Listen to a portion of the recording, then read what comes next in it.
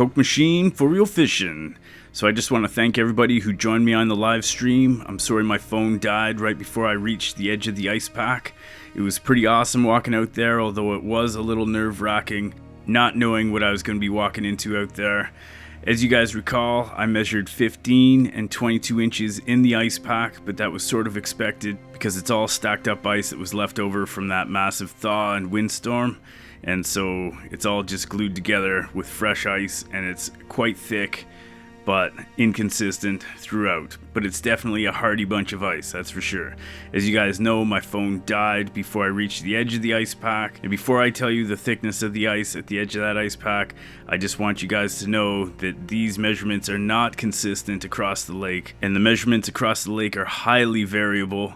For example, Bernie Giesler was reporting from Hunters Bay, and he posted a video on Facebook, and he wrote, "I noticed reports of fairly thick ice over on the north side of the lake, not so much on the south end in Hunters Bay. Was above the freeze point for almost 24 hours yesterday. This afternoon I walked out about 40 feet and felt the ice crack under me. It was a thin shell where the snow had melted and then froze last night. Under that there was maybe an inch of ice. Not good when the chisel goes right through in one stroke." Thanks, Bernie, for making that report. It really helps show that we've got different levels of ice in different parts of the lake. After my phone shut off and I got past the ice pack, there was a big crack right at the end of it, and I managed to chip away a little piece of ice there, and that sort of didn't fill me with confidence when I was crossing it. But as I got past, I drilled a hole, and there turned out to be about 10 inches of ice right there. I'm not really confident that that's going to be consistent even in my area, and I will be poking around a little bit more to test the ice a little bit further in the near future, possibly tomorrow. My neighbor, Corey G, forwarded me a video on December 26th from his buddy Daryl, who was taking a measurement near Garden Village a few kilometers out, and it looks like he was measuring about 9 inches. I'm just going to play that video right out here.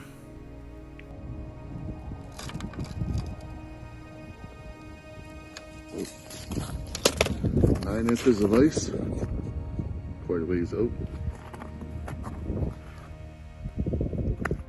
There's Iron Island.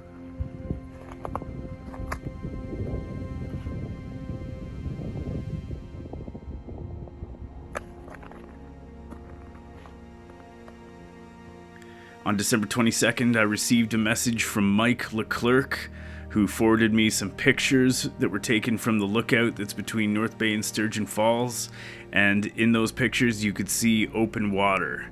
Now, I heard another report of a guy measuring in the Jocko area, and he was saying that he found 4 inches of ice and then 2 inches of ice past the ice pack. That definitely jives with the pictures that Mike Leclerc had forwarded me. It seems like the center of the lake is still a little soft, and then other areas are a little more solid. I also received a report from ZZZ Angler. He says, "Hey Coke, I ventured out onto the ice yesterday, December 24th, and punched a couple of holes. Almost 5 inches of nice black ice with a few inches of snow on top in our area of the South Shore. Mild weather today with some rain, but it may help rid some of the snow on top. If it turns cold, the ice will be looking promising for the opener. Merry Christmas, Mark Zed." Jan Pilch sent me some pictures, and he says, "Hi Coke Machine, it was people on the ice making a rink already. Later." So there's a couple pics there he sent. During my live stream, I received several requests for me to set up a GoFundMe so that you guys could send me some bones. I was doing a bit of research and I kind of found another option that's a little more oriented towards creators like myself. It's called Buy Me a Coffee.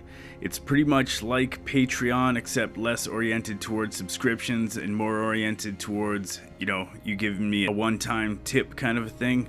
I put a goal up there for me to make enough cash to buy a drone, which, as you guys recall, I was gonna buy one, and then I had to replace the struts on my truck, and there goes my drone cash.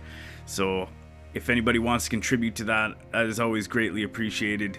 Maybe I can get a drone going before this season's done, and we can have some pretty interesting bird's eye shots. As well, you can also go to my Bandcamp site where you can buy I Cook With Ice, and you also have the opportunity to pay me as much as you want for that track, in essence giving me a tip beyond the $2 cost of the track itself.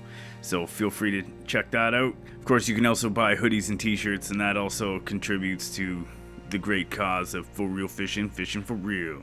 I can appreciate you guys wanting to hit me with some bones, and hopefully this Buy Me a Coffee site is one that fills those needs. So I appreciate any kind of contributions you guys want to make.